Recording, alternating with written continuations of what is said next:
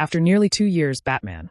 Caped Crusader is back on Prime Video for Season 2, with 10 new episodes. The dark, more noir reinvention of the classic Batman. The animated series was a bit of a mixed bag in the first season, featuring some solid voice work and curious mysteries for the Dark Knight to solve, but sluggish pacing and odd choices for reinventing the classic Gotham City characters didn't do co-creator Bruce Timm's series any favors. Unfortunately, those errors get even more glaring in Season 2, which features even more big swings that don't quite connect. After, spoilers, last season ended with the death of Harvey Dent, Diedrich Bader. You'd think there would be more of an emotional fallout. And while there is initial pickup with the first episode, which focuses on mob boss Rupert Thorne, Cedric Yarbrough, new head writer Jeffrey Thorne, no relation, seems far more interested in getting past that, and instead focusing on the show's head-scratching reinventions of classic comic book villains.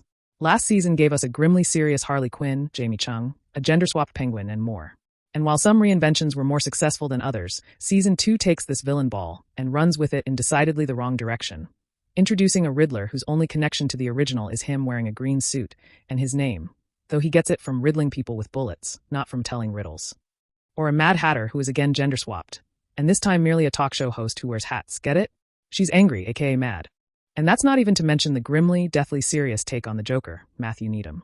There's reinvention, and then there's pure invention, and based on this season, Caped Crusader may not know the difference. To be clear, these characters are far from set in stone. DC Comics' mega-successful Absolute Universe is a great example of this, with the best-selling Absolute Batman radically reinventing everyone from the villains to Batman himself, while maintaining the core of who those characters are. The goal is to stretch and challenge them, and see how they react when thrust into new situations and new bodies, and whether they will head towards their status quo or make decidedly different choices. By contrast, Caped Crusader's reinventions feel erratic and unmotivated. Some are interesting, like a proto-take on Mr. Freeze that tangentially harkens to his original appearance in the comic books, but still doesn't add much to the narrative other than change for change's sake. There's a reason these characters are so enduring, and it's not just their names. Even less successful is how Season 2 takes the gauntlet thrown down by Season 1 in killing Dent, an event that decidedly should not happen in Batman lore, and takes it as an excuse to turn the show into a grand gignol. Yes, this is a darker Batman, but by killing off as many characters as they do, they're limiting the options of the show, if it is to continue. Sounds dumb to say, but you just can't go many places with a dead character. On the more positive, the animation is a little more fluid than the first season, which never matched the heights of Batman, the animated series, but often felt like it was vacillating between oddly indistinct cityscapes and the designs of Batman, TS, with less clear faces and chunkier bodies. And the voice work is solid as usual, with Hamish Linklater providing a Bob Belcher as Batman that oddly, mostly works.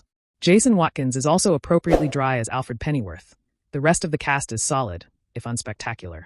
Of the new voices, Needham is completely different from his Laurie Strong on House of the Dragon, and appropriately menacing as the Joker. I may not agree with the directions they take the character in, but the voice work is skin-crawling, and Needham does a good job of bringing menace to the pale baddie. The show's interest in the occult also provides a difference between Caped Crusader and Batman. TAS that isn't always earned, but it is interesting. Episodes featuring a sort of zombie riff take the focus off Batman, but do provide some interesting visuals. And for those who are fans of violence, there's plenty of that throughout the 10 episodes of the season. All were provided for review by critics, including an unnecessarily brutal scene in the first episode involving the Batmobile. And some episodes do work, including one focusing on the character Roxy Rocket, which seems like a crossover between Batman and the Rocketeer, and one bringing back Carrie, Juliette Dunenfeld, the plucky orphan from last season, who is the show's stand-in for The Dark Knight Returns as Carrie Kelly. Both episodes feature interesting visuals, creative fights, and show a spark to them that many of the other episodes lack. Look, I'm a huge fan of taking chances, and I appreciate that the writers of Caped Crusader are clearly throwing out a lot of what if we did in the room. The issue is that with a mostly glacial pace, a lack of interest in Batman psychology, and some bizarre choices for villain reinventions that are vastly less interesting than the originals, and then a casual willingness to toss those same characters right into the graveyard, those chances are just not working. Perhaps it's time for a reinvention of this particular reinvention.